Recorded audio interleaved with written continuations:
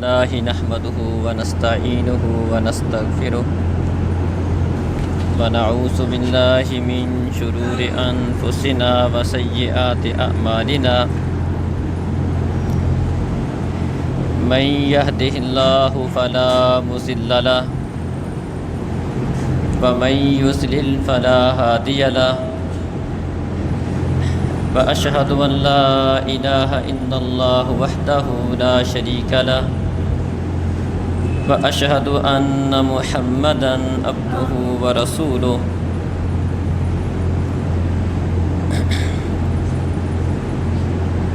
أعوذ بالله من الشيطان الرجيم يا أيها الذين آمنوا اتقوا الله حق تقاته ولا تموتن إلا وأنتم مسلمون يا أيها الناس اتقوا ربكم الذي خلقكم من نفس واحدة وخلق منها زوجها وبث منهما رجالا كثيرا ونساء واتقوا الله الذي تساءلون به والأرحام إن الله كان عليكم رقيبا يا أيها الذين آمنوا اتقوا الله وقولوا قولا سديدا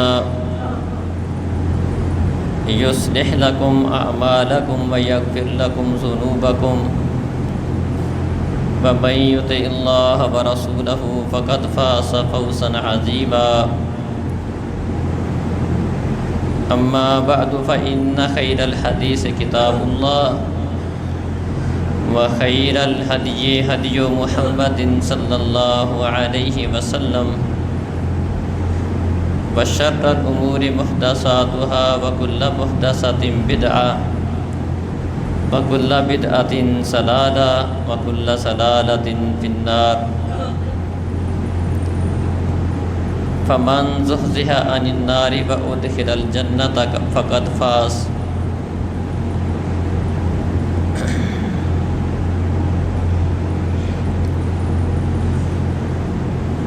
محترم عزیز بھائیوں اور بزرگوں،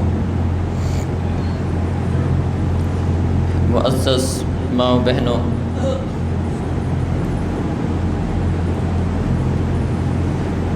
دنیا امتحان کی جگہ ہے۔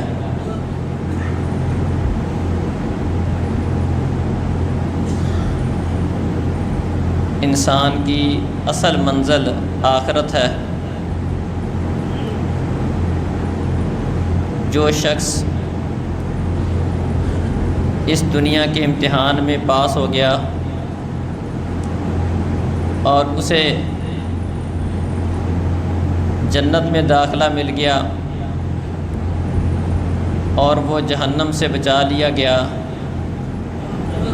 یقیناً ایسا شخص کامیاب ہو گیا۔ اللہ رب العزت کے ہاں کامیابی کا معیار جہنم سے آزادی اور جنت میں داخلہ ہے، اور اسی مقصد کے لیے اللہ رب العزت نے ہمیں دنیا میں بھیجا ہے کہ ہم اپنی اس دنیا میں رہ کر جو وقت، جو مہلت پیریڈ اللہ تعالیٰ نے ہمیں دیا ہے، اپنی آخرت کو بہتر کریں، جنت کو حاصل کرنے کی کوشش کریں اور جہنم سے بچنے کی کوشش کریں۔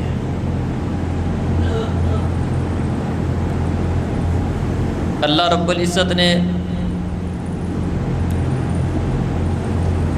اپنے نیک بندوں کے لیے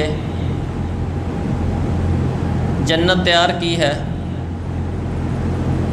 اور جنت کے اندر اس قدر عالی شان نعمتیں اپنے بندوں کے لیے تیار کر رکھی ہیں کہ نبی مکرم صلی اللہ علیہ وسلم نے ان نعمتوں کا تذکرہ کرتے ہوئے فرمایا کہ اللہ تعالیٰ نے ایسی ایسی نعمتیں تیار کی ہیں ما لا عین رأت، ولا اذن سامعت ولا خطر علی قلب بشر، کہ ان نعمتوں کو کسی آنکھ نے دیکھا نہیں، کسی کان نے ان کے متعلق سنا نہیں، اور کسی دل میں بھی اس کا خیال نہیں آیا۔ مطلب انسان جتنا سوچ سکتا ہے سوچ لے، اللہ رب العزت کی تیار کردہ نعمتوں کی حقیقت کے متعلق نہیں سوچ سکتا۔ اس سے جتنی انسان کی سوچ ہے، اللہ نے ایسی نعمتیں تیار کی ہیں کہ وہ اس کی سوچ سے اوپر ہیں۔ اس کا اندازہ ہمیں اس بات سے ہوتا ہے، حدیث میں آتا ہے نبی مکرم صلی اللہ علیہ وسلم نے فرمایا کہ ان للمؤمن فی الجنۃ لخیمہ، اللہ تعالیٰ نے مومن کے لیے جنت کے اندر ایک کھوکھلے موتی کا ایک خیمہ تیار کیا ہے۔ مومن بندے کے لیے ایک ہی موتی کا، ایک موتی کا، کھوکھلے موتی کا ایک خیمہ تیار کیا ہے۔ طولها فی السماء 60 میلا، جس کی لمبائی آسمان کی طرف 60 میل ہے۔ اربوں کے میل ہمارے میلوں سے بڑے ہوتے ہیں، اگر ہم اس کو کلومیٹروں میں لے جائیں تو یہ تقریباً 250 کلومیٹر بنتا ہے۔ فرمایا کہ ایک خیمہ اللہ تعالیٰ نے ہر مومن کے لیے تیار کیا ہے جس کی لمبائی 60 میل ہے، اور مومن کے اس گھر کے اندر، اس خیمے میں، اس محل میں گھر والے ہوں گے، مومن ان کے اوپر چکر لگائے گا اور ان کا بعض کو دیکھ نہیں پائے گا۔ مومن سب کے پاس جائے گا لیکن وہ آپس میں ایک دوسرے کو نہیں دیکھیں گے۔ اسی طرح فرمایا کہ جنت کے اندر ان فی الجنۃ لشجرہ، جنت میں ایک درخت ہے، لیسیر الراکب الجواد المزمر السریع، کہ ایک بہترین گھڑ سوار 100 سال کی مسافت بھی چل لے تو اس کو طے نہیں کر سکے گا، اس کا سایہ ختم نہیں ہوگا۔ اتنا بڑا درخت ہے کہ 100 سال گھوڑ سوار اس کے نیچے اپنا گھوڑا دوڑاتا رہے لیکن اس کی مسافت کو، اس کے سائے کو ختم نہیں کر پائے گا۔ اسی طرح اور بھی اللہ تعالیٰ نے کئی ساری چیزوں کے ساتھ، وہاں کھانے پینے کی چیزیں کس قسم کی ہوں گی، انسان کو رہائش کس قسم کی ملے گی۔ اسی طرح جس طرح دنیا کے اندر انسان کی بنیادی ضرورتوں میں سے ایک ضرورت شادی ہوتی ہے، اللہ رب العزت نے اس کا تذکرہ بھی قرآن میں کیا ہے کہ وہاں پر جنتیوں کی حوروں کے ساتھ، بلکہ دنیا کے اندر جو نیک خواتین ہوں گی ان کے ساتھ ان کی شادی کی جائے گی۔ ان کا تعارف بھی اللہ تعالیٰ نے قرآن میں بیان کیا ہے، احادیث میں بیان کیا ہے، تاکہ ایمان والے بندے اس کی طرف رغبت کریں، شوق کریں، اور اس بات کا انہیں احساس ہو کہ ان کے لیے ان کے رب نے کیا کچھ تیار کر رکھا ہے۔ اگر وہ اپنے رب کا کہا مانیں گے، اس کی اطاعت کریں گے، اس کی فرما برداری کریں گے، اللہ رب العزت صرف اور صرف ڈراتے نہیں ہیں۔ اللہ تعالیٰ صرف جہنم کا تذکرہ نہیں کرتے، جہنم کے تذکرے کے ساتھ ساتھ جہاں اللہ نے جہنم کا تذکرہ کیا ہے وہاں اللہ نے جنت کا بھی کیا ہے۔ جہاں اللہ نے جہنم کی ہولناکی بیان کی ہے وہاں پر جنت کی نعمتوں کا بھی تذکرہ کیا ہے۔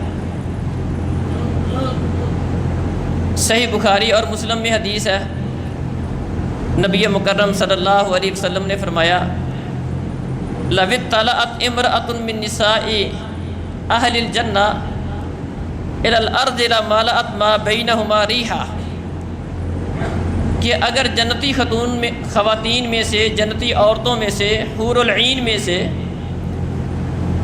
کوئی عورت وہ دنیا کی طرف جھانک بھی لے، دنیا والوں کی طرف، زمین والوں کی طرف جھانک کر دیکھ لے، لمالات ما بینہما ریحا، تو زمین و آسمان کے درمیان جتنا خلا ہے وہ خوشبو سے بھر جائے،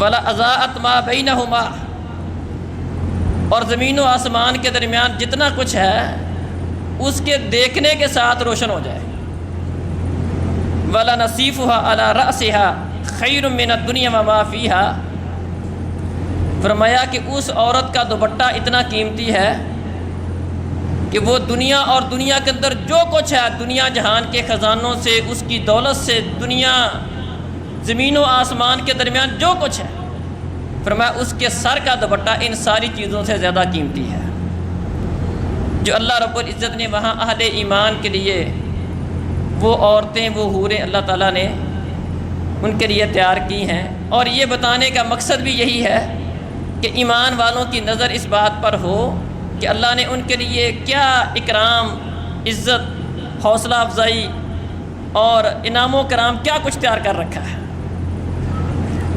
اسی طرح مسند احمد میں حدیث ہے، نبی مکرم صلی اللہ علیہ وسلم نے فرمایا للرجل من اہل الجنۃ زوجتان من الحور العین، جنتیوں میں سے ہر بندے کو اللہ تعالیٰ حور العین میں سے 2 بیویاں عطا کرے گا، علی کل واحدۃ 70 حلہ، ان میں سے ہر ایک کے اوپر 70 جوڑے ہوں گے۔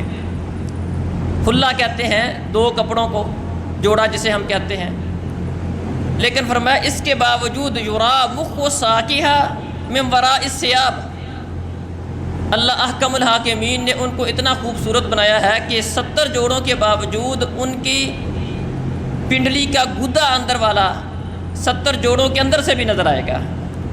یہ اللہ احکم الحاکمین نے اپنے ایمان والے بندوں کے لیے نعمتیں تیار کی ہیں۔ بلکہ قرآن و مجید میں اللہ تعالیٰ ایمان والوں کو ملنے والی ان عورتوں کا تذکرہ کرتے ہیں، انا انشأناہن انشاء، دنیا میں بھی جو عورت چاہے بوڑھی فوت ہو، بڑھاپے کی حالت میں 100 سال کی عمر میں بھی فوت ہو، اس کے متعلق فرماتے ہیں انا انشأناہن انشاء، ہم اس کو بھی نئے سرے سے پیدا کریں گے۔ وہاں پر بوڑھی والا چکر بھی کوئی نہیں ہوگا، جو دنیا میں جس طرح مرد بھی سب کے سب وہاں پر جوان ہوں گے، اور عورتوں کو بھی اللہ تعالیٰ وہاں پر سب کو جوانی عطا کرے گا، چاہے وہ حور العین ہو، چاہے جنتیوں کو ملنے والی دنیاوی خواتین ہوں۔ فرمایا ہم ان کو نئے سرے سے پیدا کریں گے، فجعلناہن ابکارا، اور ہم ان کو باکرائیں بنائیں گے۔ وہاں پر سب عورتیں ایسے ہی ہوں گی، کنواری ہوں گی، بلکہ ان کا کنوارا پن ہمیشہ کے لیے رہے گا، وہ کنوارا پن ان کا کبھی بھی ختم نہیں ہوگا۔ عرباً اترابا، فرمایا وہ خامدوں کا دل بہلانے والی ہوں گی اور ان کی ہم عمر ہوں گی۔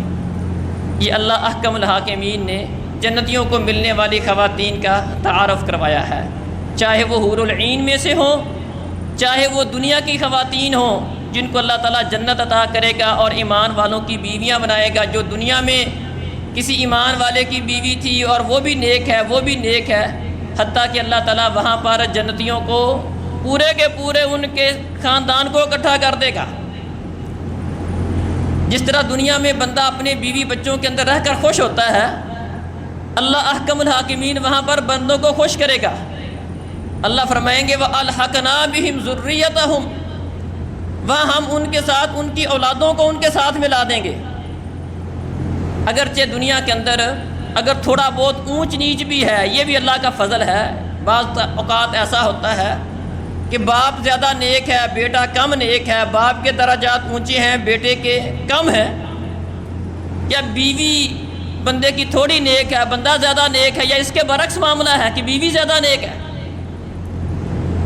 یہ بھی اللہ تعالیٰ کا وہاں پر فضل ہوگا۔ اللہ تعالیٰ ان سب کو اکٹھا کر دیں گے، اور اکٹھا اوپر والے کو نیچے لا کر نہیں کریں گے، بلکہ نیچے والوں کو اوپر لے جا کر اکٹھا کریں گے، ان کو بھی اوپر والے درجات کے اندر پہنچا کر ان کو آنکھوں کی ٹھنڈک عطا کریں گے۔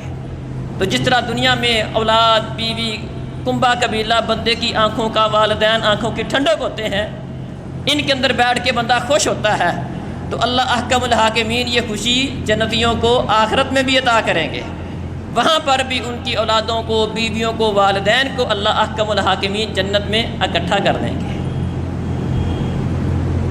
اسی طرح محترم بھائیو، اگر اللہ تعالیٰ نے جو بندے کے لیے نعمتیں تیار کر رکھی ہیں ان پہ غور کیا جائے تو بڑی بڑی نعمتیں ہیں، بہت کچھ اللہ تعالیٰ نے اپنے بندوں کے لیے تیار کر رکھا ہے، لیکن اللہ رب العزت کی نعمتوں میں سے سب سے بڑی نعمت جو میں آج بیان کرنا چاہتا ہوں وہ یہ ہے کہ بندے جنت میں ہوں گے۔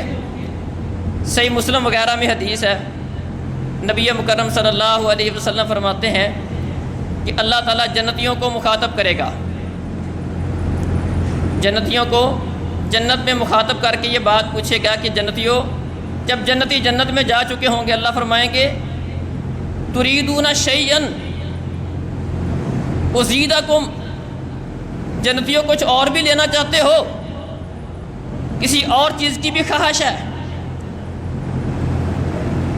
ایک ادنا جنتی جو جنت میں جائے گا، دیکھیں کمال، فرمایا موضع صوت احدکم فی الجنہ خیر من الدنیا وما فیہا، وہ جنت اتنی قیمتی، اتنی عالی شان ہے کہ فرمایا کہ تم میں سے کسی ایک بندے کی لاٹھی رکھنے کی جگہ، جتنی جگہ پر اس کی لاٹھی آتی ہے، فرمایا اتنی جگہ دنیا اور دنیا کے اندر جو کچھ ہے اسے قیمتی ہوگی۔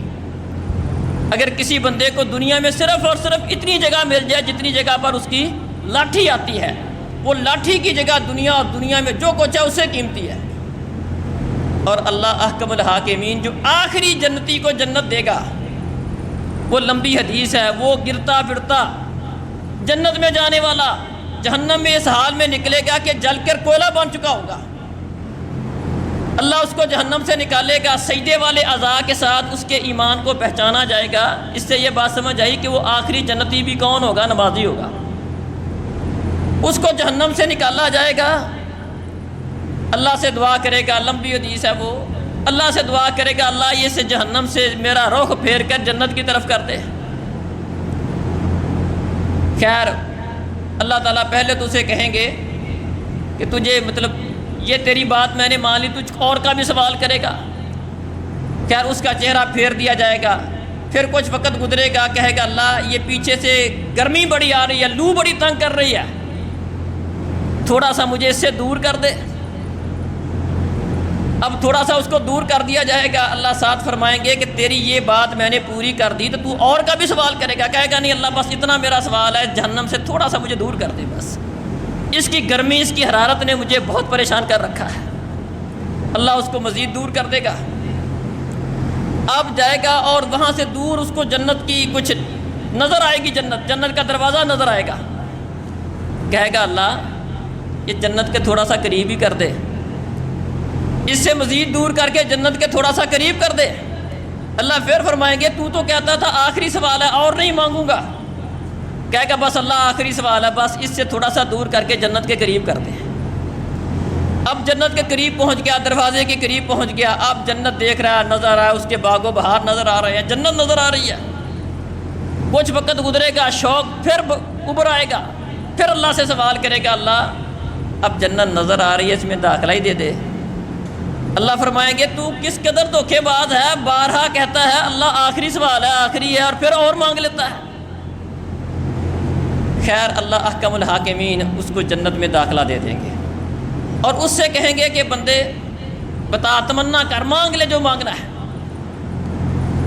آخری جنتی جو جنت میں جانے والا ہے، اللہ اس سے کہیں گے جو تیرے دل میں آتا ہے اس کی تمنا کر لے، خواہش کر لے، جو تو خواہش کرے گا تجھے مل جائے گا۔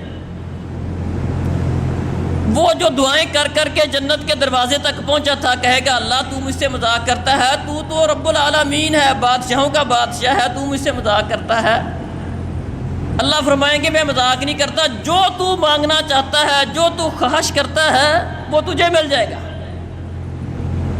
پھر اللہ تعالیٰ اسے خود ہی فرمائیں گے کیا تجھے یہ بات خوش کرتی ہے کہ دنیا کے اندر جو کچھ تھا، جتنی بڑی دنیا تھی، ہزاروں لاکھوں میل پہ پھیلی ہوئی یہ دنیا، جتنی دنیا تھی اور دنیا کے اندر جو کچھ تھا وہ ساری چیزیں تجھے مل جائیں، اس بات پہ خوش ہے؟ پھر وہ یہ بات کہے گا، اللہ فرمائیں گے تجھے میں نے اتنا نہیں بلکہ اس سے 10 گنا زیادہ دیا۔ آخری جنتی جو جنت میں جائے گا اس کو اس دنیا سے 10 گنا زیادہ ملے گا، آخری جنت کو۔ اور جبکہ جنت کے اندر صرف اور صرف ایک لاٹھی کی قیمت اتنی زیادہ ہے، اس کی اہمیت اتنی زیادہ ہے، ایک لاٹھی کی جگہ فرمایا دنیا، اور دنیا کے اندر جو کچھ ہے اس سے وہ افضل ہے، اس سے بہتر ہے۔ اللہ احکم الحاکمین بڑی بڑی نعمتوں سے نوازے گا، اتنی قیمتی جنت۔ لیکن اللہ تعالیٰ کے انعامات میں سے، احسانات میں سے سب سے بڑا انعام، احسان جو میں بیان کرنا لگا ہوں وہ کیا ہوگا؟ اللہ تعالیٰ جنتیوں کو مخاطب کر کے پوچھے گا، جنتیوں کچھ اور چاہیے؟ جنتی کہیں گے اللہ تو نے ہمارا چہرہ سفید کر دیا، جنت میں داخلہ دے دیا، جہنم سے بچا لیا، اب اس سے بڑی نعمت کیا ہو سکتی، اس سے زیادہ کیا ہو سکتا ہے؟ اللہ اکبر۔ اللہ احکم الحاکمین فیکشف الحجاب فما اعطوا شیئا احب الیہم من النظر الی ربہم عز وجل۔ پیارے نبی صلی اللہ علیہ وسلم فرماتے ہیں کہ اللہ احکم الحاکمین اپنا پردہ ہٹا دے گا، اپنا دیدار انہیں نصیب کرے گا، اور جنتی رب کا دیدار کر کے ساری جنت کی نعمتوں کو بھول جائیں گے، حوروں کو، کھانے پینے والی چیزوں کو، جتنی بھی اللہ نے انہیں نعمتیں دی ہوں گی، یہ اتنی بڑی نعمت ہے، اتنی بڑی نعمت ہے رب کا دیدار، جس رب کی خاطر ایمان لائے تھے۔ رب کو دیکھا نہیں، لوگ ایمان لائے ہیں، کس ذات پر ایمان لائے ہیں؟ ہم نے دیکھا نہیں، دیکھے بغیر اس ذات پر ایمان ہے، اس کے ساتھ محبت سب سے زیادہ ہے، اس کی بات کی وجہ سے، اس کے کہنے پر، اس کے نبیوں پر ایمان ہے، اس کے رسولوں پر ایمان ہے، اس کے نیک بندوں کے ساتھ محبت ہے۔ دنیا میں انسان کو صدقہ خیرات کرتا ہے، عبادت کرتا ہے، راتوں کو اٹھتا ہے، کسی گناہ سے بچتا ہے، صرف اور صرف کس لیے؟ اپنے رب کی وجہ سے، یا اپنے رب کی محبت کی وجہ سے، یا اپنے رب کے ڈر کی وجہ سے۔ اسی کو خالق، اسی کو مالک، اسی کو اپنا سارا کچھ سمجھتا ہے، اسی کے سامنے جھکتا ہے، اسی سے فریادیں کرتا ہے، اسی کے نام کی عبادات، سارا کچھ اس رب کے نام کا ہے۔ ظاہری بات ہے بندے کے دل میں اس رب کا دیدار، اس کا شوق۔ فرمایا کہ بندے جب اس نعمت کو دیکھیں گے، ساری جنت کی نعمتیں باقی ایک طرف، یہ اکیلی ایک نعمت اپنے رب کا دیدار سب نعمتوں سے بڑی نعمت جنتیوں کے لیے ہوگی۔ اور فرمایا صحیح مسلم میں، صحیح بخاری میں حدیث ہے، نبی کریم صلی اللہ علیہ وسلم نے اپنے رب کا دیدار کی کیفیت بھی بیان کی کہ رب کا دیدار کرنے کے لیے تمہیں کوئی رش نہیں کرنا پڑے گا، کسی بھیڑ کا سامنا نہیں کرنا پڑے گا، دھکم پیل نہیں ہوگی، پیچھے ہو جاؤ مجھے دیکھنے دو، ایسا کوئی چکر نہیں ہوگا۔ بلکہ فرمایا کہ جس طرح تم اپنے گھر میں ہوتے ہو، 14ویں رات کا چاند ہوتا ہے، کسی قسم کا کوئی بادل نہیں ہوتا، کیا تمہیں چاند دیکھنے میں کوئی دشواری ہوتی ہے؟ صحابہ نے کہا نہیں اللہ کے رسول، ہر بندہ اپنے گھر میں بیٹھا چاند دیکھ سکتا ہے۔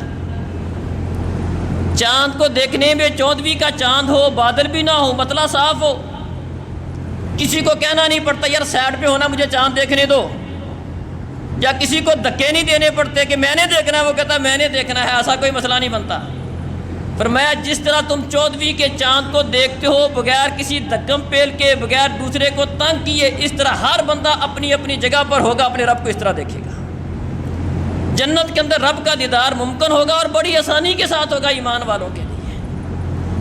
لیکن اس کے ساتھ اللہ رب العزت نے، اور یہ چیز ایمان والوں کے لیے ممکن ہوگی، اس کی اہمیت کا اندازہ اس سے کریں کہ اللہ احکم الحاکمین نے کافروں کا انجام بیان کیا ہے، مجرموں کا، فاسقوں کا، فاجروں کا انجام بیان کیا ہے، جہنم کی وعید بعد میں سنائی ہے۔ پہلے فرمایا انہم عن ربہم یومئذ لمحجوبون ثم انہم لصال الجحیم، کہ جہنمی مجرم لوگ اپنے رب سے اس دن پردے میں ہوں گے، انہیں اپنے رب کا دیدار نصیب نہیں ہوگا۔ کافروں کو، مجرموں کو، فاسقوں کو، جہنمیوں کو رب کا دیدار نصیب نہیں ہوگا۔ پھر فرمایا انہم لصال الجحیم، یہ جہنم میں داخل ہونے والے ہیں۔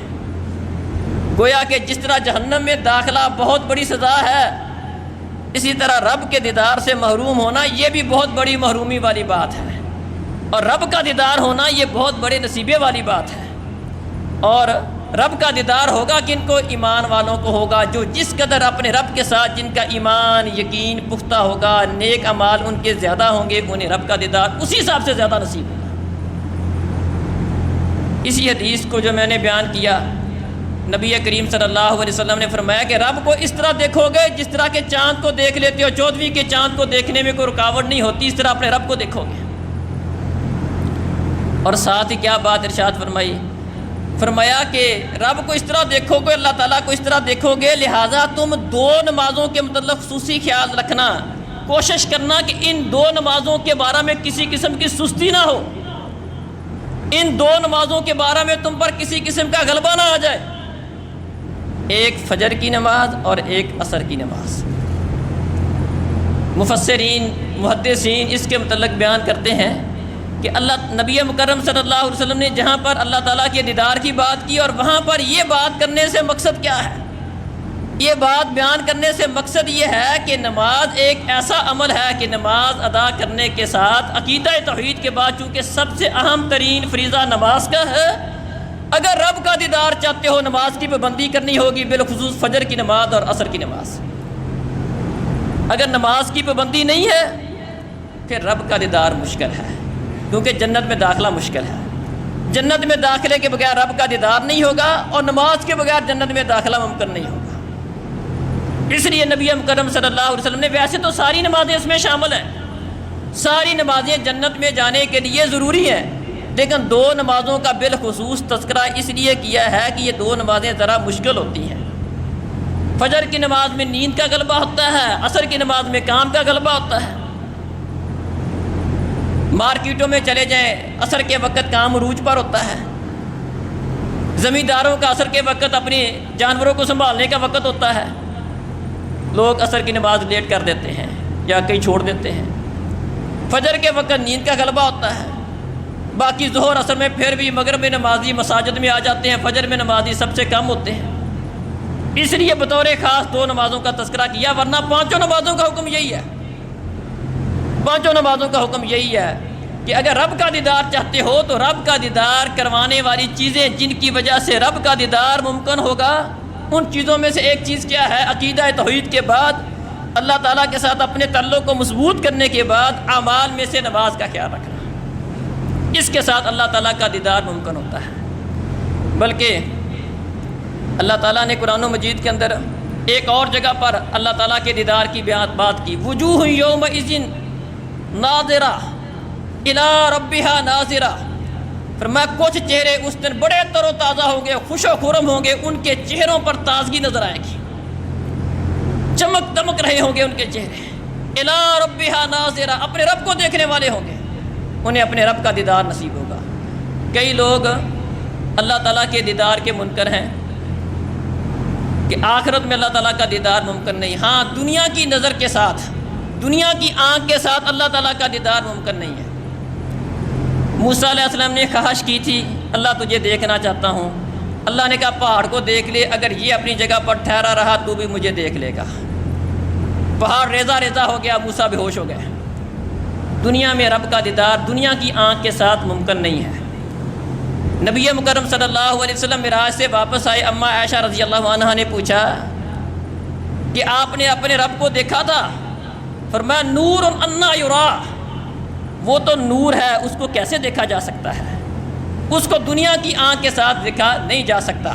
ہاں وہاں پر جس طرح بندہ دنیا کی آنکھ کے ساتھ آخرت جو اللہ تعالیٰ کا دیدار ممکن نہیں، لیکن وہاں پر پہنچ کر، جنت میں پہنچ کر اللہ تعالیٰ بندے کو یہ چیز عطا کریں گے کہ اپنا دیدار نصیب کروائیں گے۔ اس کا قرآن میں بھی ذکر ہے، احادیث میں بھی ذکر موجود ہے، جس طرح کہ یہ قرآن کی آیت وجوہ یومئذ ناظرہ، اس دن کچھ چہرے ایسے ہوں گے تر و تازہ، خوش و خرم، ہنستے بستے، انہیں کوئی پریشانی نہیں، الی ربہا ناظرہ، اپنے رب کو دیکھنے والے ہوں گے۔ ووجوہ یومئذ باسرہ، کچھ چہرے ایسے ہوں گے جن کی حالت بہت بری ہوگی، بگڑے ہوئے چہرے، ذلت ان پر چھائی ہوئی. تظن ان یفعل بها فاقرہ، ان کے متعلق یہ خیال کیا جائے گا کہ ان کے اوپر کوئی بہت بڑی کمر کو توڑ دینے والی مصیبت ان پہ نازل ہوئی ہے. کلا اذا بلغت التراقیہ، ہرگز نہیں جب یہ جان ہنسلی کو آ جائے گی. وقیل من راق، اور کہا جائے گا ہے کوئی دم کرنے والا. وظن انہ الفراق، اور مرنے والا یہ سمجھے گا کہ اس کی جدائی کا وقت آ چکا ہے. والتفت الساق بالساق، اور پنڈلی پنڈلی کے ساتھ چمٹ جائے گی. الی ربک یومئذ المساق، اس دن تیرے رب کی طرف چلنا ہے. فلا صدق ولا صلی ولکن کذب وتولی. میں نے کہا تھا رب کے دیدار کے لیے نماز کا تعلق رب کے دیدار کے ساتھ بڑا گہرا تعلق ہے. پیارے نبی صلی اللہ علیہ وسلم نے فرمایا رب کا دیدار چاہتے ہو، فجر کی نماز، عصر کی نماز کی خاص طور پر خیال کرنا. یہ جو آیتیں میں نے پڑھی ہیں اس کے آخر میں اللہ تعالیٰ نے کیا جہنمیوں کا تذکرہ کر کے کیا فرمایا؟ فرمایا فلا صدق ولا صلی. یہ جہنمی جو رب کے دیدار سے محروم ہوں گے، انہوں نے نہ رب کی بات کو سچا جانا ولا صلی، اور نہ ہی نماز پڑھی. دو بڑے بڑے جرم ان کے بیان کیے ہیں. اللہ کی بات کو سچا نہیں جانا، پیارے نبی کی بات کو سچا نہیں جانا، قرآن کو نہیں مانا، عقیدہ کو نہیں مانا، ولا صلی، اور نماز نہیں پڑھی. اللہ اکبر. بلکہ دوسری جگہ پر بھی جہنمیوں سے پوچھا جائے گا ما سلککم فی سقر. اور بھی بڑے بڑے جرم ہیں جہنمیوں کے جہنم میں جانے کے. ما سلککم فی سقر، تم جہنم میں کیوں گئے؟ جہنم میں لے کر آنے والی چیز کون سی ہے؟ جہنمی کیوں بن گئے؟ کیا کہیں گے؟ قالوا لم نک من المصلین، ہمارا جرم یہ ہے کہ ہم نمازیں نہیں پڑھا کرتے تھے. جہنمی اپنا پہلا جرم کیا بیان کریں گے؟ لم نک من المصلین، ہم نماز نہیں پڑھا کرتے تھے. یہاں اللہ تعالیٰ نے جنتیوں کا تذکرہ کر کے کہ جنتی رب کو دیکھیں گے، اس کے مقابلے میں جہنمیوں کا تذکرہ کیا ہے. اور ان کا جرم، پہلا جرم کیا بیان کیا ہے؟ اللہ کی توحید کو جھٹلانے کے بعد، قرآن کو جھٹلانے کے بعد پہلا جرم یہ بیان کیا کہ نمازی نہیں ہوں گے. اسی لیے پیارے نبی نے فرمایا تھا صلی اللہ علیہ وسلم اول ما یحاسب به العبد یوم القیامہ الصلاۃ، سب سے پہلے اللہ نے نماز کا پوچھنا ہے، سب سے پہلے نماز کا سوال. اگر نماز والے پرچے میں ٹھیک ہے، نماز میں پاس ہے، باقی معاملات میں ٹھیک ہو جائے گا. نماز میں فیل ہو گیا، اللہ نے باقی کا امتحان ہی نہیں دینا. یہ اتنا اہم پرچہ ہے کہ اس میں فیل ہو گیا، اللہ نے باقی پرچوں کو دیکھنا ہی نہیں ہے، باقی سوالوں کو اللہ نے چیک بھی نہیں کرنا. اگر نماز کے پرچے میں پاس ہے، باقی معاملات ٹھیک ہیں. اگر نماز کے پرچے میں فیل ہو گیا، نماز میں پاس ہے، باقیوں سے بھی اللہ درگزر کر دے گا. خیر ہے، نمازی ہے نا. آخری جنت میں جانے والے لوگ بھی کون ہوں گے؟ دیکھا جائے گا، فرشتوں کو حکم دیا جائے گا نکال لو جہنم میں سے اس بندے کو جس کے دل میں ایک رائی کے برابر ایمان ہے. فرشتے کیسے پہچانیں گے؟ جہنم میں جل کر کوئلہ بن چکے ہوں گے، سوائے سجدے والے اعضاء کے. ہاں، سجدے والے اعضاء نہیں، ان کو آگ جلائے گی. مراد یہ ہے کہ نماز پڑھنے والے ہوں گے، آگ محفوظ سجدے والے اعضاء کو نہیں جلائے گی. پہچان لیے جائیں گے ان کے دل میں رائی کے برابر ایمان ہے، ان کو لے کر جنت میں آ جاؤ، یہ نمازی ہیں. تو محترم بھائیوں اور بزرگوں، یہ میرا اصل موضوع تھا کہ اللہ رب العزت نے ایمان والوں کے لیے بہت کچھ تیار کر رکھا ہے، اپنے بندوں کے لیے بڑی بڑی نعمتیں تیار کر رکھی ہیں. اتنی شاندار نعمتیں جن کے متعلق بندہ سوچ بھی نہیں سکتا. ما لا عین رأت ولا اذن سمعت ولا خطر علی قلب بشر، کسی بندے کے دل میں ان نعمتوں کا خیال بھی نہیں آ سکتا. اتنی شاندار اللہ نے وہ جنت تیار کی ہے، اتنی جنت شاندار تیار. جبریل کو بھیجا تھا، جبریل دیکھ کیا جنت کیسی ہے. جبریل نے دیکھ کر آ کر کیا کہا تھا؟ اے اللہ، اتنی شاندار جنت، اتنی شاندار جنت کہ ممکن نہیں کہ تیرے بندوں میں سے کوئی بندہ اس جنت کے متعلق سن لے اور جنت میں جانے سے محروم رہ جائے. ایسا ممکن ہی نہیں ہے. اتنی شاندار جنت تو نے تیار کی ہے. ہاں، اللہ رب العزت نے پھر منظر بدل دیا تھا. جنت کا راستہ مشکلات سے ڈانپ دیا، مکاری کے ساتھ ڈانپ دیا. جنت کو حاصل کرنے کے لیے مشکلات کو طے کرنا پڑتا ہے، مشکل سفر کرنا پڑتا ہے. اس کا سفر مشکل ہے، اس کا سفر مشکل بنا دیا. جہنم کو بھی بنایا تھا. کیا جبریل جہنم کو بھی دیکھ کے آیا؟ جہنم کو دیکھا تھا. جبریل نے کہا تھا اللہ ممکن نہیں تیرا بندہ کوئی اس جہنم کے متعلق سنے پھر بھی چلا جائے. اللہ نے اس کا بھی راستہ بدل دیا، اب اس کا راستہ آسان کر دیا. اپنی خواہشات کے پیچھے چلو، جہنم میں چلے جاؤ گے۔ جنت کا راستہ مشکل کر دیا، اب پھر بھیجا، فرمایا جبریل اب دیکھ کے آ۔ جبریل نے وہ سارا منظر دیکھا، کہنے لگے کہ اللہ ڈر لگتا ہے کہ تیرے بندے جنت میں جانے سے رہ نہ جائیں، اور کہیں ایسا نہ ہو کہ لوگ سارے جہنم میں چلے جائیں۔ اتنا جہنم کا راستہ آسان ہے اور جنت کا راستہ ذرا مشکل ہے۔ تو محترم بھائیوں اور بزرگوں، جنت بڑی شاندار ہے، ایسی ایسی نعمتیں ہیں جس کے متعلق بندہ سوچ بھی نہیں سکتا، لیکن راستہ ذرا مشکل ہے، راستہ ذرا مشکل ہے، مشکل راستے کا عادی بنانا ہوگا۔ اور جنت کی نعمتوں میں سے سب سے بڑی نعمت، سب نعمتیں ایک طرف ہیں، سب نعمتیں ایک طرف ہیں، سب سے بڑی نعمت وہاں پر یہ ہوگی کہ اللہ تعالیٰ اپنے بندوں کو، ایمان والوں کو اپنا دیدار نصیب کریں گے۔ اور یہ دیدار کن لوگوں کو نصیب ہوگا؟ جو اللہ تعالیٰ پر ایمان لانے والے ہیں، جس قدر ان کا اللہ تعالیٰ کے ساتھ ایمان پختہ ہے، بالخصوص نماز کا معاملہ۔ اسی لیے نبی مکرم صلی اللہ علیہ وسلم نے جہاں پر جنتیوں کو دیدار کی بات کی، وہاں پر بطور خاص نماز کا تذکرہ کر کے توجہ دلائی، کہا جنت میں پیارے رب کا دیدار چاہتے ہو، نمازوں کے متعلق سستی نہ کرنا، فجر میں سستی نہ کرنا، عصر میں سستی نہ کرنا۔ مختلف موقعوں پر مختلف نمازوں کا تذکرہ کر کے بیان کر دیا۔ فرمایا کہ اگر لوگوں کو پتہ چل جائے کہ عشاء کی نماز میں، ظہر کی نماز میں کیا ہے، ہر نماز کی اپنی ایک فضیلت ہے۔ فرمایا اگر لوگوں کو پتہ چل جائے ظہر کی کیا فضیلت ہے، عشاء کی کیا فضیلت ہے، اگر لوگوں کو گھٹنوں کے بال گھسڑ کر بھی مسجد میں آنا پڑے، لوگ نماز پڑھنے کے لیے مسجد کے اندر جماعت کے ساتھ نماز پڑھنے کے لیے آئیں، اگر انہیں پتہ چل جائے۔ فرمایا کہ میرا دل کرتا ہے کہ میں واپس جاؤں، اپنے مصلی پر کسی کو کھڑا کروں، اذان کہلواؤں، اقامت کہلواؤں، مصلی پر کسی اور کو کھڑا کروں، اور جو لوگ فجر میں حاضر نہیں ہوتے، عشاء میں حاضر نہیں ہوتے، میرا دل کرتا ہے، میں نے ارادہ کیا تھا کہ ایسے لوگوں کو ان کے گھروں سمیت آگ لگا کر جلا دوں۔ یہ وہ ہستی بات کر رہی ہے جن کو نبی رحمت کہا جاتا ہے، جو اپنے امتیوں کے ساتھ بڑا پیار کرنے والے ہیں۔ کہتا میرا دل کرتا ہے، ہاں گھروں میں بچے ہوتے ہیں، عورتیں ہوتی ہیں، اس وجہ سے میں ایسا نہیں کرتا، ورنہ میرا دل کرتا ہے، میں نے یہ ارادہ کیا تھا، میں نے یہ ارادہ کر لیا تھا کہ میں ایسا کروں، جو لوگ عشاء میں نہیں آتے، فجر میں نہیں آتے، ان کو گھروں سمیت آگ لگا دوں۔ اللہ تعالیٰ دین اسلام کو سمجھ کر اس پر عمل کرنے کی توفیق عطا فرمائے۔